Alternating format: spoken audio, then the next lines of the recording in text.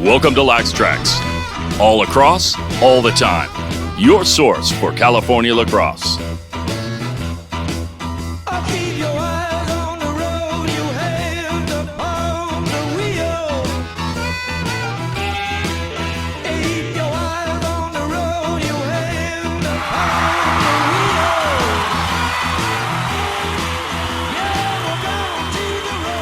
So, all right, good evening, everybody. Good evening, all our friends and all our fans who are following LAX Trax. We have a great show for you tonight. I think you're really going to love our guest here. It's a real honor to meet him, and I've gotten to know him a little bit, and he's good friends with Jimmy. And for all of you who don't know us, this is LAX Trax. Once again, this is all things lacrosse and a lot of California-influenced lacrosse, and our show is all about stories, and we love to tell stories, and Jimmy and I love to hear stories, and, we don't really emphasize on the rankings or scores necessarily, but it's all about the stories, because that's what really makes us a community and makes us, quite frankly, have our love for lacrosse. And for those, again, who don't know me, I'm Tom Bowman. Producer here is Jimmy Bull. I've been having the great fortune of having three kids who have played. I've played. I've done a lot of announcing, did the World Lacrosse Championships last year in San Diego. I was the announcer there, and that was fun as well. So anyways, with all that being said, Jimmy, I think we're ready to go and meet our guest, right? Yeah, I miss this guy. I haven't talked to him forever. He's one of the best. He's not only one of the best coaches, he's one of the best people I've ever met. Really? Yeah. Other than me? Well, you just kidding. Just kidding. I'll pay you later on that one. All right. I'll write that check. All right. Well, folks, we are so fortunate to have on our show tonight what we're going to call a lacrosse legend here. He's a good friend of the show, and again, a good friend of Jimmy's, and just an all-around great guy. And I was going to introduce you as the Notre Dame women's coach, but maybe you could tell us more about that in the show. But anyways, we'd like to welcome to the show Adam Sear. Welcome, Adam. I appreciate it, guys. It's good to be here. Good to catch up again, Jimmy. Good. Well, we're certainly great. It's great to have you, and we're excited to talk with you a little bit. Well, we wanted to talk a little bit about certainly about your background and what you've got going, and then maybe talk a little bit about the Notre Dame season. That would be kind of interesting, I think, for our viewers. But then I'm going to ask you a few questions at the end just to kind of get to know you as well. So, So anyways, we should have a little bit of fun here tonight, right, Jimmy? Yeah. Like we always do, of course. So correct me if I'm wrong. You grew up in Perth, is that right? Correct. Southwest Australia, man. Paradise. Yeah. It's funny. My niece was married. Unfortunately, they're divorced, but was married to a guy from Perth. And, okay. Yeah. Super good. Hopefully he was a half decent guy. We're a good bunch then. Man. He was a good guy, a rugby player. But okay. All right. Big guy, nice guy, but things happen. So there it goes, out the door. All right, you played college lacrosse in Maryland? Correct. All right, you were class of 2010, is that right? That is right. Tell us a little bit about playing at Maryland. I mean, Maryland was such a whirlwind. I think to play at the University of Maryland, to play at one of those types of programs, and there's a few of those types of programs, you could probably throw it under the, kind of the quote unquote blue bloods of, college lacrosse. I think for me, coming from Australia and a level of lacrosse that I was used to, and level of, to be exposed to step in at the University of Maryland and play at that level, and, 2-3 games in, play in front of 15, 20,000 people in Navy Stadium against Navy. I think it was I just remember it being about as good as it gets for a guy who loves lacrosse and wanted to do these types of things. My experience there from a playing perspective was, amazing. I contributed, I played my 4 years, all those types of things. I wasn't a stud by any means, but, I definitely got to play with some. And I always looked at that as such an opportunity and such an amazing gift, and I think when you talk about playing at college programs and those types of things, I think, unfortunately, while you're there, you don't necessarily see it. But luckily, about 10, 15 years later now, you can kind of look back on it and be very happy, very content with again, just playing at one of the best environments in college lacrosse. And for me, it was incredibly special. So tell our viewers a little bit about what was your journey from Australia to Maryland? Yeah, man. I talk about stories. Here we go. Yeah. Go, Mike. Go, So brother. We love it. This is so unique. So the way I got into lacrosse, my dad played. My dad was introduced to it to a guy who actually came to his primary school, taught it in a PE class, showed him what was, what the sport was about. And my dad ended up at a place called Wembley Lacrosse Club. It's a club in Western Australia. I believe we've got 6 clubs back there now. There's kind of been a couple of additions, a couple of subtractions as the game's fluctuated back there. But anyway, so I got introduced to it by my dad. I started it and then I quit. We were playing a non-contact softball type version of the game we call mudcross back home. And I was a little bit of a rough and tumble kid playing Aussie rules football and those types of things. And I missed the physicality. I was like, oh, this game's great, but, unfortunately it doesn't give me what I want. Fast forward a couple of years, there was a club that was originated called Wanneroo Lacrosse Club that was looking for some extra players in the area. They gave my parents a call because they noticed my dad's last name on the call list. Next thing I knew, I was about 12 years old. I was back at Wembley Lacrosse Club playing under 13s. And at that point in time, we had helmets, we had gloves. There was no checks to the body or anything like that, but you could check the head of the stick.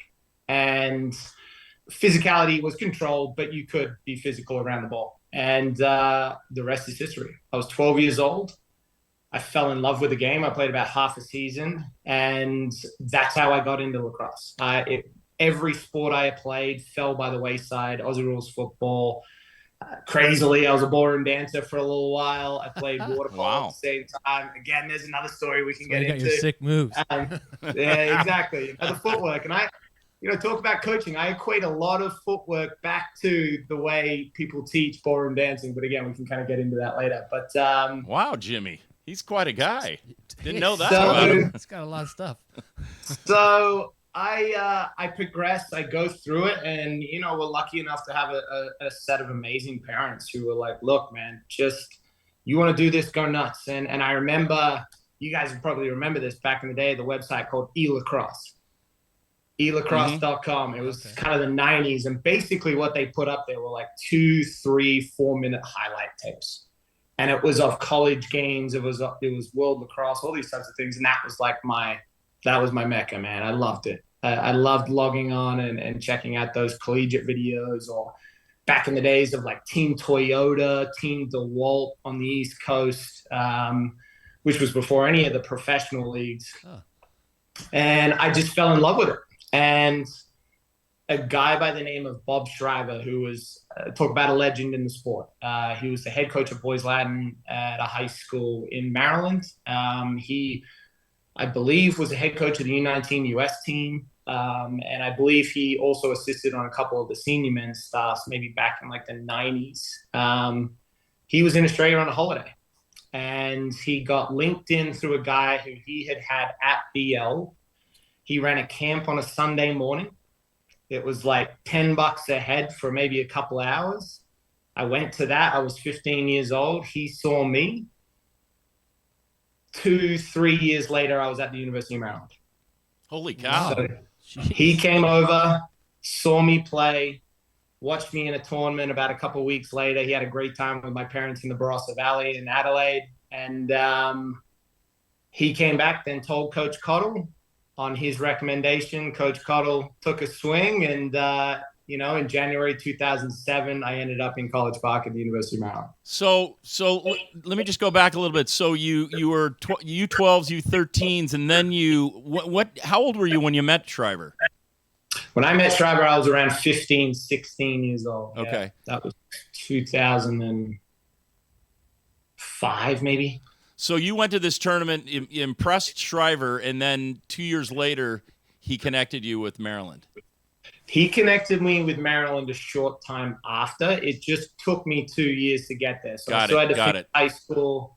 The SATs were a struggle for me. Right. There. But so just had to kind of jump a few hurdles to get there. So it was like I said, about 2-3 years later. Yeah. Okay. So no real organized lacrosse at a 17, 18-year-old level in Australia. No, there definitely is. Don't get me wrong. I mean, the club system is it's robust, it's organized, it's all volunteer-based. I would probably say it's very family-orientated. Like, it's not obscene or abnormal to see a couple of generations or maybe 3 generations of one family at a club. Maybe the grandfather is a life member or in some type of management role. The dad might be coaching and then the boy might be playing. For example, Wembley Lacrosse Club, my dad played at Wembley, I played at Wembley.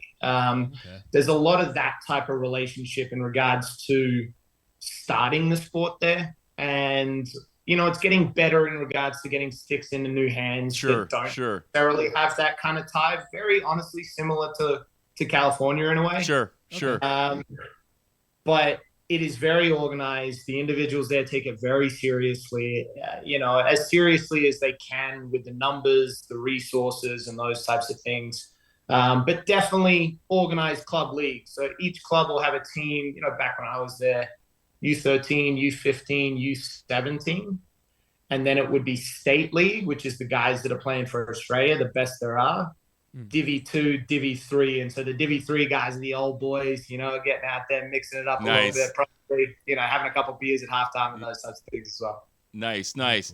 Well, okay, so then you go to Maryland, and then you end up graduating in 2010, right? Am I correct on that? Yep. It's funny, we had the name Jimmy Burrell mean anything to you? Jimmy Burrell was a senior when I was a freshman. Yeah, that's what I thought. He was on the show with us a couple nights ago. I saw that. I was kind of doing a little research, checking you guys out a little bit. I've listened to a couple of the podcasts with a couple of my good mates, Dallas and Jimmy. I was actually in Jimmy's wedding no way. long time ago. You're kidding me. And Dallas is a friend of yours as well, huh? Yeah, so I was just telling the story. I met Dallas at a good night up in San Francisco. At least that's how I remember it going. And Dallas and I probably, again, don't necessarily talk consistently, but, if I see him walking down the street, I'll give him a hug and say good day. Oh, there you go. Yeah, he was our first guy on our show. He was the very first guy, very first victim, I guess. I mean, that just shows you how small the community of lacrosse is, especially in California. Yeah.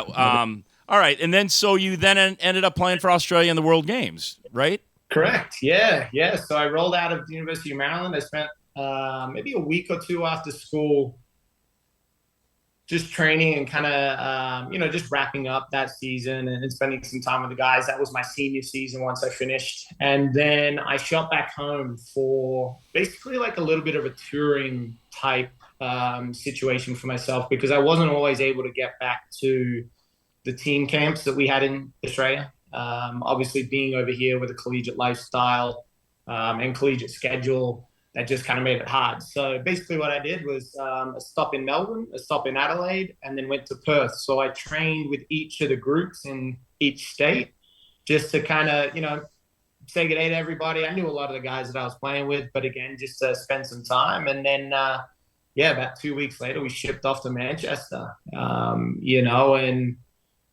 in my collegiate and athletic career, was able to experience my greatest achievement, which was represent my country and play green and gold and wear that coat of arms.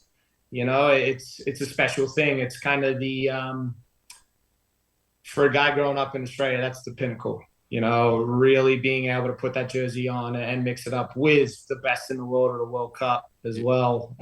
It was certainly a special time. Did most of the players on that national team, were they all playing in college in the States or No, not one of them. Not one of them. Really? I was the only one. Wow. Yeah, wow, that's amazing. Wow.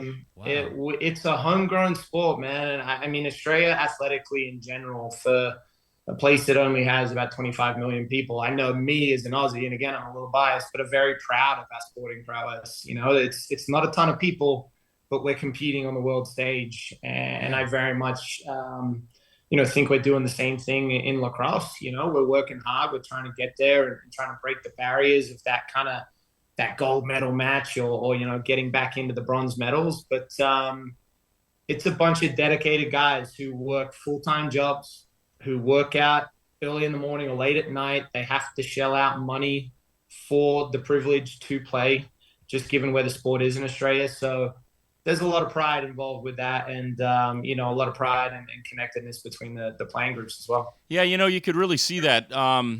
Jimmy and I were down at the Final Four this year at the World Lacrosse Champs. We watched it together at the stadium here in San Diego, and Australia had a great game against the Haudenosaunee, as I recall, Yeah. in the first semifinal, and then or not the semifinal, but the third place game, excuse me, and then the U.S. and the Canadian game. But man, I was impressed. I mean, that Australian team is solid, and you can see they're going to get better and better as the game grows. So absolutely, yeah. So it was enjoyable to watch. It was, and they were probably, to your point, like if you went to their games at the smaller stadium, they were definitely the most rowdy and the biggest fans. I mean, they had cheers going. They did the Aussie, Aussie, oi, oi. You know, they did all that stuff, and I mean, you can't help but love that. You know. No, totally. You know, it's a passionate group, and I think again, you know, one is just being an Aussie kind of puts a lot of things in perspective. You know, again, I equated it a lot to being, you know, either being born in California or certain parts of California. Let's say that, and you know, there's a seriousness to the way we operate, especially in that type of environment when you're representing a national team. However, you know, I think one of the things that's really served me well in my career over here, in whatever I was doing, just keeping things in perspective, you know, not too high, not too low, and just understanding that hard work and effort's going to get you in a good position. And if you can kind of lean on those things, you're going to be in good shape, in my opinion. Yeah. Excellent. All right, let's move on a little bit here, Jimmy. Sure. So let's talk a little bit about your coaching careers. You started Ferrum College. Is that the first one? Yeah, baby. Yeah, I'm baby. not Shout 100% familiar with Shout Ferrum out College, Mark Jimmy. I don't know about you, but Well, he knows more than I do about lacrosse. well, So I'm sorry if I don't know. I mean, who knows? I just read a lot. But so tell us about how your career started in coaching. Totally. So shout out, like I said, shout out Mark Fry. Spent a lot of time in California. Was actually the head coach of the LMU club team for a good chunk of time. Okay. They're pretty good too. They are pretty good. Yeah. So I'll give him a good shout out.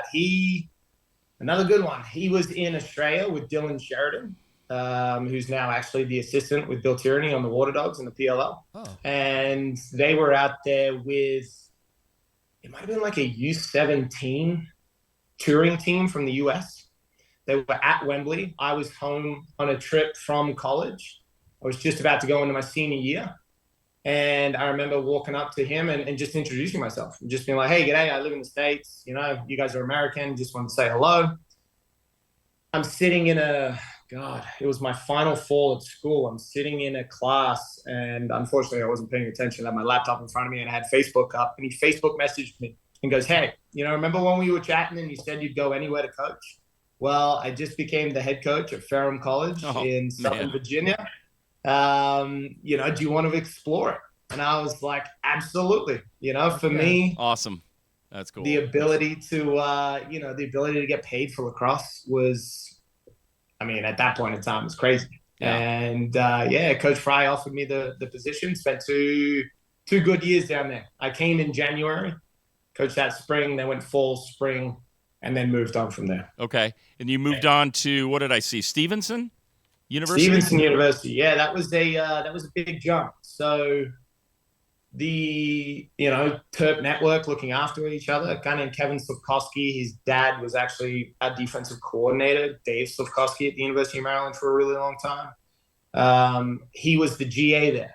So he was coming up on the end of his graduate degree there. And a guy by the name of Paul Cantabene, who is, from a playing perspective and a coaching perspective, a legend in the sport, from Rochester, New York, was looking for whoever was going to be his next grad student or grad assistant coach, excuse me. And was lucky enough to get my foot in the door and, impressed Bina in an interview and got the leg up. So Stevenson remind me, is that New Jersey? No, that's Stevens Tech. Stevens Tech. Okay. Stevenson is in Owings Mills. Just outside the Beltway. And that's a D3 program. And you won the national championship there. Yeah, man. 2013. Congratulations. Wow. Yeah, it was huge. It was quite the achievement. I don't know if I really at the time I knew it was special, but when you look at D3, and it's a little bit different now, but when you look at the track of D3, it just had been dominated by like the same 4 or 5 programs. And for us to break through was a lot of work for a really long time for Bina, but I was able to jump in there the first year. And I worked with that defense, which had never really been anything in my playing career. I did not play defense in my playing career. Let's make that straight. But yeah, I ended up really looking after, and my baby was the man down. So I was, one of my roles at the University of Maryland was man up in my last couple of years. So kind of just flipped it on its head a little bit, and we, kind of ran with it. I believe the final of that national championship game was 17-14. Wow. Wow, what a just game. Awesome. Who did you play? Who did you play? Do you remember?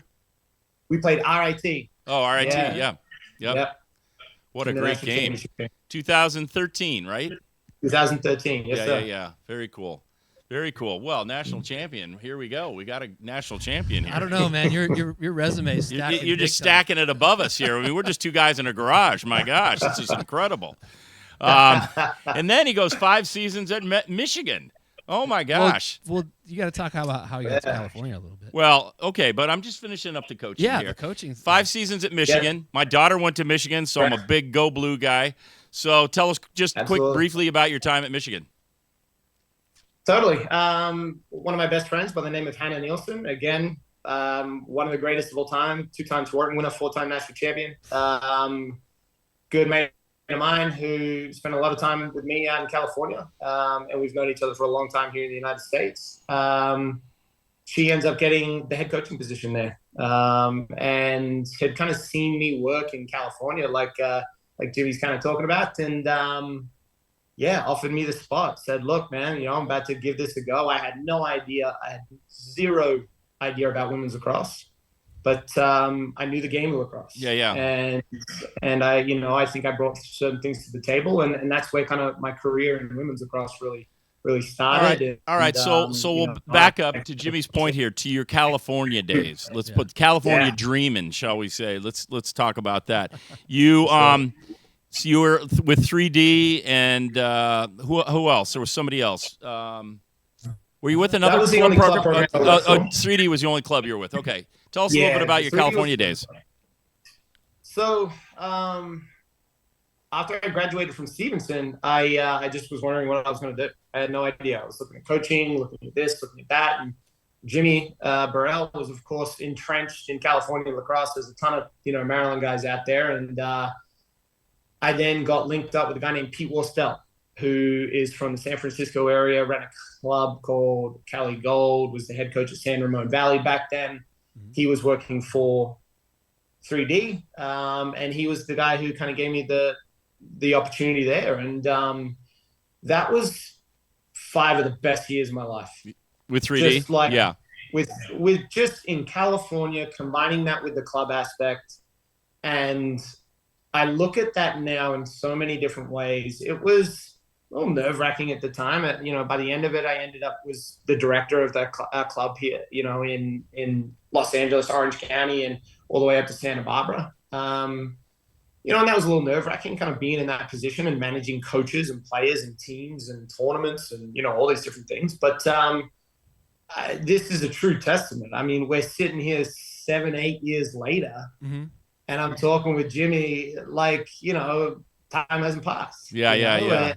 And with you, Tom, and I think that's what I loved about. I still talk with so many guys that I coached out there, was really good mates with, but it was an incredible lacrosse experience, being able to get on that side of it, understand the club aspect, understand a little bit better what, the high school athlete is experiencing, and I think gave me a great perspective from my time at the collegiate level.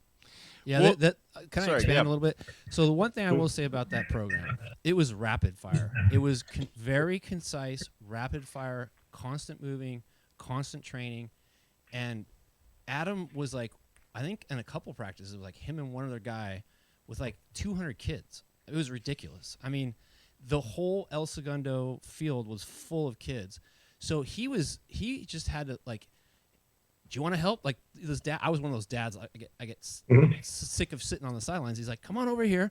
Make sure their elbows are up. Make sure they're doing this with their stick. Don't let them slack off. Make sure they pump with their body, not with their head, not with their body or something like. I don't know. One of those. You feel free to correct him, Adam. Feel free to correct him. but to the point where he later on he even said, hey, look, I got you a login. Go in, check out our instruction manual. Next practice, read up on this technique, come back, and I'll put you at a station, and you can help out. He was very open to everybody. He allowed everybody to participate. He really kind of brought that community aspect of a professional service, which made him very easy, very approachable. I mean, a lot of coaches get frazzled. I couldn't believe how you were able to really be precise, because you were one of the most precise coaches on technique. You were very specific. Nope, this is how you hold the stick. This is how you fake. This is how you do a question mark dodge. All that stuff. You're the only coach that hammered kids on that. And I would say that's a really big reason that Tommy developed very good technique. Everybody keeps saying, "Oh man, his shooting is so good." He works with Adam Doms too, but other Adam. But his, just his stick movement, it's all 3D. You and the seals so you did an amazing job running that program. I mean, California really lost an icon, in my opinion, in development in Southern California. But that's exactly why you did so well with the girls. I appreciate that, Jimmy. It was it was a good time, man. I think I think one of the things that I kind of hold on to is where I came from, and what that was like, and what that perspective was like, training with 8 guys and probably 2 lacrosse balls, and so for us to be out there with 200 kids on a field, or 2 fields, or whatever it might be, with 20 coaches out there with just buckets of balls for days, that was just so much fun, and again, a California kid isn't too much different at that point in time, lacrosse wise, from a kid in Australia, in an area that's developing, that is looking for good coaching and those types of things. And it was just a blast. I loved it. It was a little bit stressful at times, but it was just such a good time. Now who was down in San Diego? Was that Zach Burke? Was at the time? Yes, so Berkey and a guy named Kevin Cooper. Kevin, was a coach at LCC. Where exactly. Tommy goes, and I'm the announcer. I still have the 3D Nike pullover that you gave me, and every time I wear it, Kevin's like, "Where'd you get that? How'd you get one of those? Those are coaches only." That's vintage. That's cool. Yeah. So I knew Zach pretty well, especially when he coached Poway High School, and they won the CIF championship 2 years in a row. They had a great run there, and also had the pleasure of meeting Greg Waldbaum, the CEO.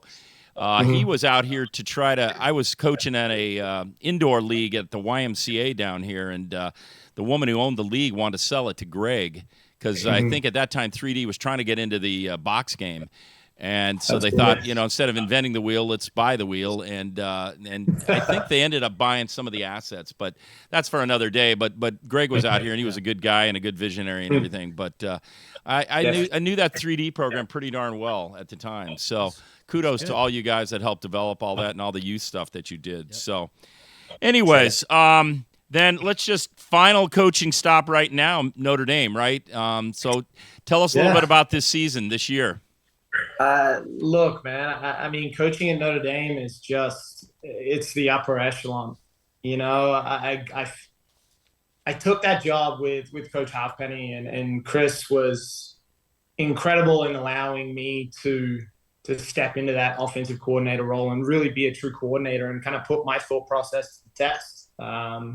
Hey, look, I think I can score 16 goals for you, all these types of things. And this season was a special one. It didn't necessarily end the way we wanted it to. And that's how it goes. But it was a special group with a lot of individuals, a lot of we had 17 seniors and fifth years. So we had a big group of leadership. We had a lot of guys that were trying to prove a point, and we had, incredible players. And I think for me, to combine the lacrosse experience at a place like the University of Notre Dame with that type of reputation, that type of school, that type of support, again, for me, it all kind of comes back to my experience and where I'm from.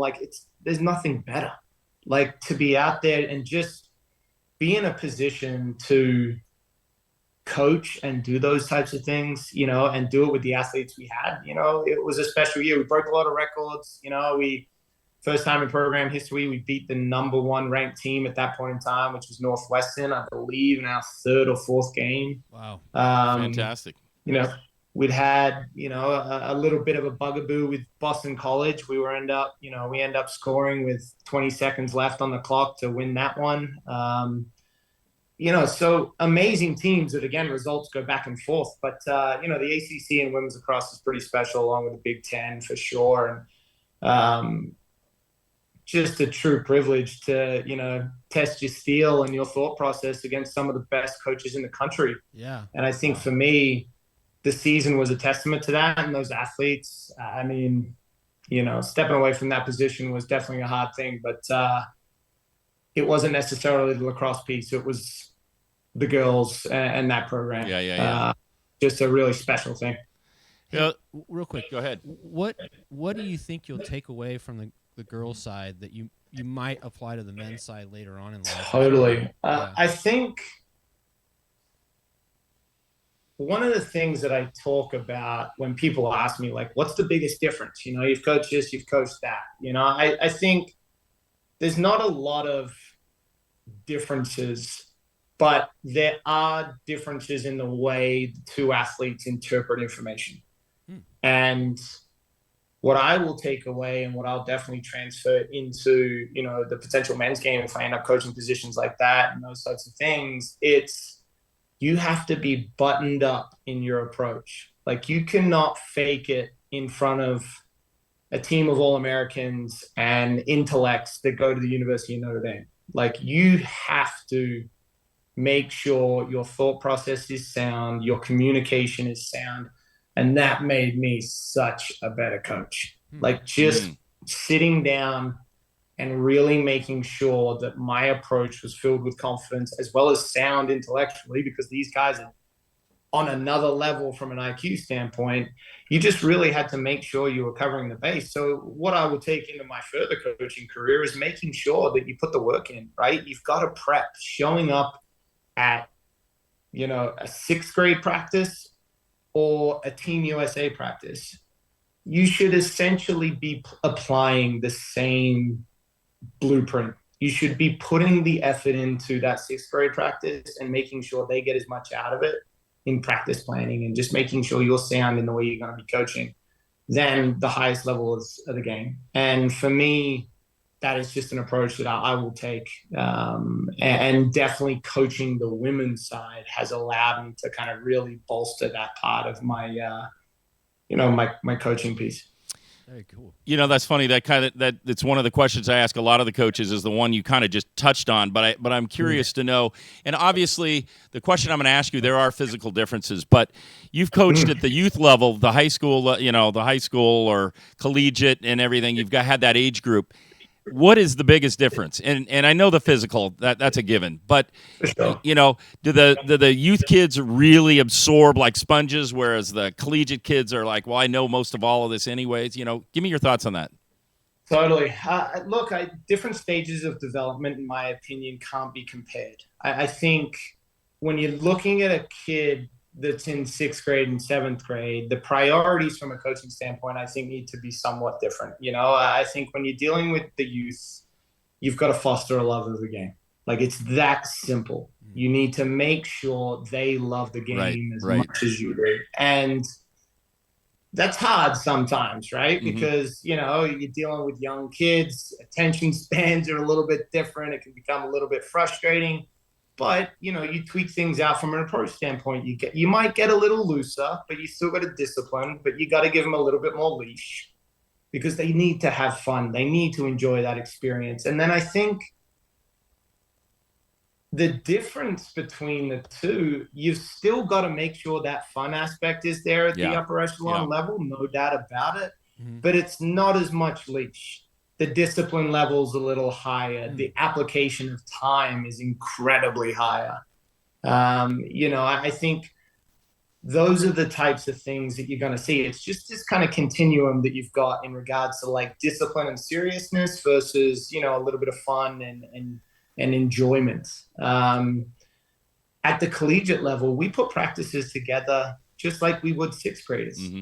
Because at the end of the day, like, sometimes these kids just need to have some fun. Yeah.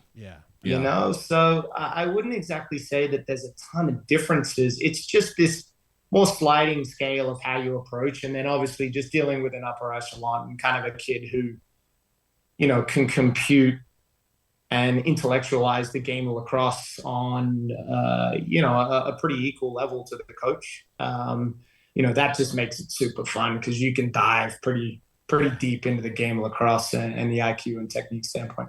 Yeah, I think you hit on it with the word love, because honestly, if you don't love the game, then you burn out, because it's quick and easy to burn out. And if you're at the collegiate level with all the pressures and the training that you do, if you don't love the game, that's a no-brainer for a burnout and I'm done kind of thing. Sure. Because I think that's absolutely, you got to hit the nail on the head at the youth level. Yeah. The love for the game, and the love at youth level probably comes with a lot of fun too, right? To your point. Yeah. So.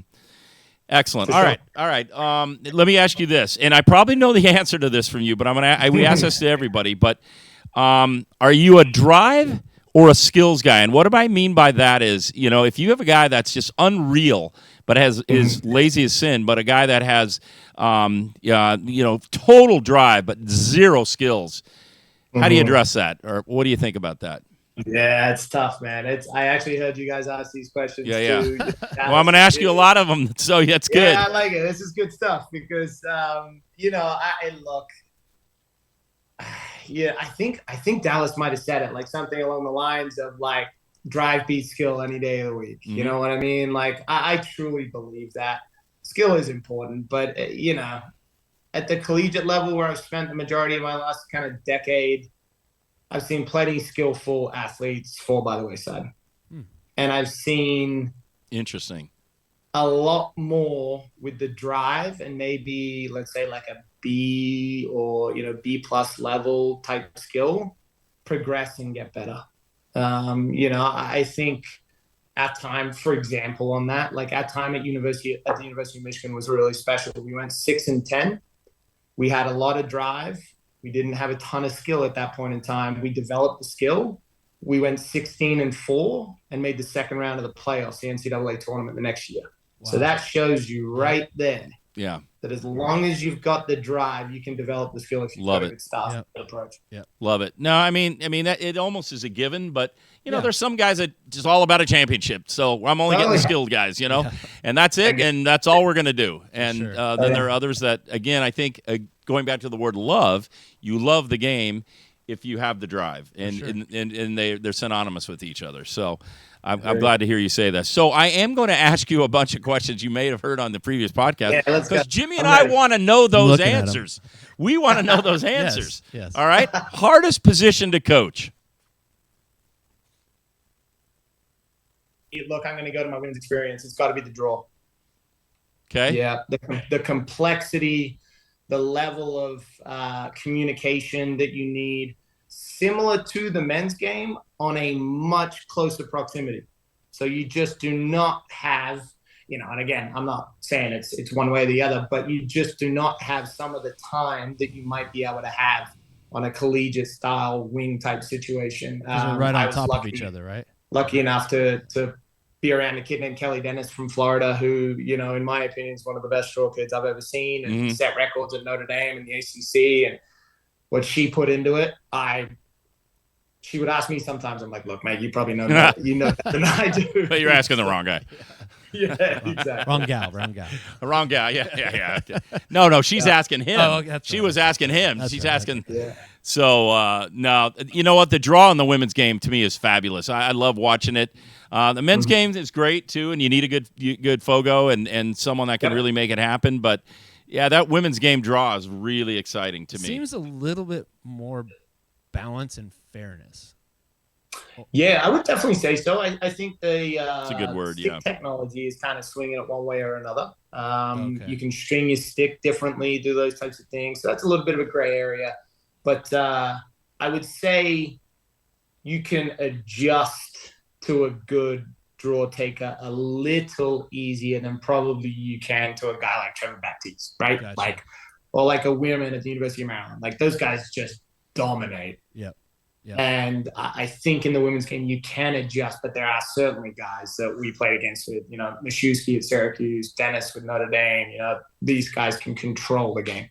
Yeah. No, I just think the women's draw is cool. It gets up in the air, and then it's a free-for-all, and it's just to me, it's super exciting. All right, let's move on a little bit here. So we're having a good chat once again here with Coach Sear. Where I want to ask you this question here. Have you ever, as a coach, player, whatever, been thrown out of a game? Never. No. Ah, nice. Been yellow carded a couple of times. Okay. Had a couple of penalties called on me, but no, never thrown out. Okay, and then Adam's too nice to. He's too nice a guy. Too nice, yeah. And but to add on to that, okay, so this is probably more geared towards when you were a youth coach. I don't know, maybe collegiately as well. But what's the craziest thing a parent has ever emailed or texted or called you about? I can remember a conversation, and the individual will remain nameless, where I probably got berated on a phone call for about 45 minutes over playing time. It's always playing time, right, Jimmy? Of course. Yeah. It's always PT. And at that point in time, like, I was just kind of learning. I didn't even know how old I was, 25 maybe, like 24, 25.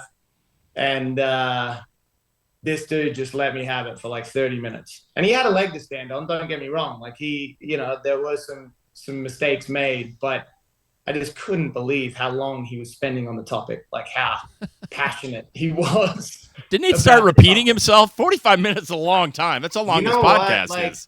Some parents are sitting there with stopwatches and those types of things, and if that's your prerogative, that's your thing. Man. Look, at the end of the day, the majority of club coaches are trying to keep this thing even. So, sure. A good, strong, hey, look, could you please make sure you look at this would have been nice. Right. But yeah, I kind of sat there and took it for a good half hour. And if you're 25, I can imagine this was a college player. No, that was a kid with 3D. Oh, youth program. Yeah. That was a grown man. The collegiate level is a little bit different. They tend to stay away from it a little bit. You hope parents understand at the collegiate level where their position is, right? Where they stand. I will not say a word to any of the coaches except nothing next year. I appreciate from you, all you do, Mr. Bull. Nothing from you at Sacred Heart. You're silenced. We've had some pretty good answers to that question, though. I'll tell you, Adam. People following coaches out to their cars in the parking lot and then letting them have it, and all kinds of stuff. It's been pretty colorful. People are passionate, man. And you never know what level you're going to be around. That could be their national championship. There you go. Could be the last game they ever played. Yeah, the fifth graders against the sixth graders. It's our national championship. Exactly. I love it. I'm getting passionate now too. All right. Quickly, do you have any superstitions, Coach, as a player? Any before games, during games, after games? Nah, man, I was all over the place. Sometimes I was quiet, sometimes I was loud. As a coach, a couple developed this year the same pair of shoes. Yeah, nice. That definitely came up, and Jimmy kind of knows this. I really think about my outfits on the sidelines. So he looks sharp. Sounds like a diva. He looks sharp. For me to rock the same pair of shoes all year, I keep my shoes very clean. I like that. That was a little bit hard for me, but we were winning, man. We were doing well, so I kept it going. I just attributed to the shoes. The clothes thing is a theme. In fact, I forget who the one coach was. He said he wore the same outfit for 17 games. And didn't. I don't think he said he washed them, as I the recall. Way I heard it. Yeah. And won all 17 games. And man, can only imagine what Game 17 smelled like. Well, it was, keep the refs away from you. That's for sure. Yeah, brutal. But man, we've had some really interesting answers on that as well. But anyways, all right. Do you have any nicknames from your players or friends or buddies or mates or whatever? Yeah, not really. I usually go by the last name, Sear, Searsy, those types of things. When I was a kid playing in Australia, the older guys that I played with called me Princess. I like to look good. And these guys called me Princess. So that was probably one back in the day. I remember. That's awesome. I also had Tex. I was a shooter. That was kind of my MO. So shooting Tex. I got Tex for a while as well. That's a good one. That's a really good one. I like that. The Sheriff. I like it. All right, favorite go-to food or restaurant or whatever. Before game, Favorite after game, food. whatever. Yeah, I mean, two different types, but fall under the same category, in my opinion, is pasta and pizza. Yeah. Any day of the week, I love it. What's your go-to in that South Bend? Is there a place? South Bend Rocco's Pizza. Shout out. Rocco's. Next time I'm back there, they better give me a free one for this. But There you go. it's good old traditional joint that's been around for maybe 40 odd years in South Bend. Nice. It's a good slice. Nice. We'll have to go there, Jimmy. It's probably the one place in Indiana that has good pizza. Yeah. Wow. I'm just kidding. My uncle Hey, lives in okay. Indiana. It's cold and flat, That it is. but they got Notre Dame and they got coaches like you. So that's what it's the spices that make the Exactly the right. state. Okay, keep going, Jimmy. Just try to get out of this. Everybody's gonna hate me from Indiana. Get out of this throw one. mud at me. Sorry to those Hoosiers out there. We apologize. My son went to Bloomington, so sorry about that, everyone. All right, Adam, favorite movie? Favorite movie got to be the original Top Gun. My Oh, old yeah. man's a pilot. Yeah, my old man's a pilot. So watching that with him as a kid, I can remember that vividly, and it never gets old. I think they did a good job though on the second one. Did you I like it? agree. I do agree. The second one, I watched it. I was a little bit skeptical kind of going in, and then by the end of it, I was like, this is pretty good. Sequels tend to, disappoint, but I thought Maverick was really, really good. In fact, I think you could have enjoyed that even if you hadn't have seen the first one, because I think it was just a good movie. I agree. I think I love the way they tied in the old guys. In the original. Yeah. That was awesome. It didn't take him like 20 years to make too, so you'd hope it was pretty good. Yeah, exactly. Yeah, Tom Cruise looks the same. Yeah. Never changes. Exactly. It's all that Scientology. Yeah. It's keeping him young. Keeping him young. It's got Martians coming down and giving him facelifts. With that being said, who's your favorite celebrity? Dead or alive? Who would you want to meet? Be a historical figure. Too. Anybody. Yeah, I mean, right off the bat, The Rock, Dwayne Johnson. Really? That's a first. The Rock. I have not heard that one, but I like it. Yeah, you know what? It kind of goes Tell back us to about my that. high school days back in Australia, watching like WWF and WWE. Oh, yeah. I can't even remember when he was on, but then he was The Rock. But like, just look at how the guy's like pivoted and turned himself into. There's people asking him if he's going to run for president. Yeah, that's interesting. Or there's just. And just the status of like his story is so incredible. Kind of the $13 story at one point in time after college. Like, I just really have a lot of respect and have read up a lot on him. And at the same time, I don't know if you follow him on Instagram too. Guy seems like a riot. Like, I think he's got a great sense of humor. He's done. It seems like he touches gold a lot. I mean, he's got the the whole UFL thing going on right now, and that's been another amazing success. I mean, in a world of NFL dominating everything, to have a spring league and do it as well as the UFL has done is a real testament to the vision those people have, and I think he was a big part of that. If he directs a lacrosse film, you'll be the creative director. Hey, maybe Scott Hogstad back in the day, right? You never know. That could be your next move, man. Yeah. There we go. I'll take it. Are we going to do that film, Jimmy? Maybe we should get that thing we'll going. Curate it. We'll curate it. Yeah. All right. Well, good. Coach, anything else you'd like to say out there? Any other stories we've missed about you, or something that our fans should know about you, or something that would be fascinating to hear, or whatever? Love to hear it. I think. Yeah, I think we talked about, and Jimmy was nice enough to mention that club back in the day with 3D Lacrosse. I think the one thing I do want to say there is that community was built by the coaches that we had on staff, and it was such an amazing group of guys that were in it for the right reasons, and they wanted to learn and get better. As a staff, and me with my limited time at that point in time, I think that was an amazing thing. So I just wanted to make sure I put that out there, because I'm sure a few of those guys in California still might check this out. So I just want to make sure I said that. And Jimmy, that's you included. Man. Coach Rob from the Valley. Exactly, from the Valley, it was a great group. I loved it. But one thing people don't know, I guess we could touch on the Borum dancing story, right? Yeah, let's hear it. We want to hear it. When I was a kid, I have a bigger sister. She's 4 years older than me. I've always looked up to my big sister. And, I was certainly the sport. guy, and Steph did a bunch of sports and was in drama and all these types of things as well. An incredible singer. And she got into ballroom dancing. And of course, me, like looking up to my sister, I was like, well, I want to do that too. So yeah, I was a ballroom dancer for maybe, I don't know, like 18 months or something like that. Competitive? And I mentioned before, like I equate a lot of that to lacrosse. When you talk about footwork and doing all those types of things, how do you learn to dance? You learn to dance by counting out your steps. How do you learn how to split dodge? How do you learn how to hitch? How do you learn how to shoot on the run? I equate the 1, 2, 3, 4s in regards to teaching footwork. So it's something that I've taken with me from ballroom dancing, but you know, and I'm pretty good on a dance floor too. So I was going to say, do you still do some ballroom dancing? You know what? It would take a little bit of a reminder, but let's say I never lost the confidence to get out on a dance floor. Let's say that. Is your girlfriend a ballroom dancer as well? No, she is not a ballroom dancer, but she is certainly a dancer herself. She loves to get out there and have a good time. Oh, so, that's good. Awesome. It works out well. Nice.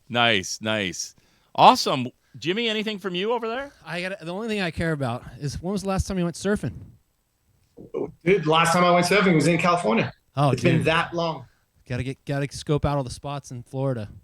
It's been that long. I still have one of my boards that I had in California that's still with me. It spent a lot of time out of the water in my bedrooms in the Midwest. But that will be coming to Florida with me. That is a very nice piece of memorabilia that I hold on to from my time in California that I definitely hold. The dream's still alive. The dream is still alive. As long as you got a board, the dream's still alive.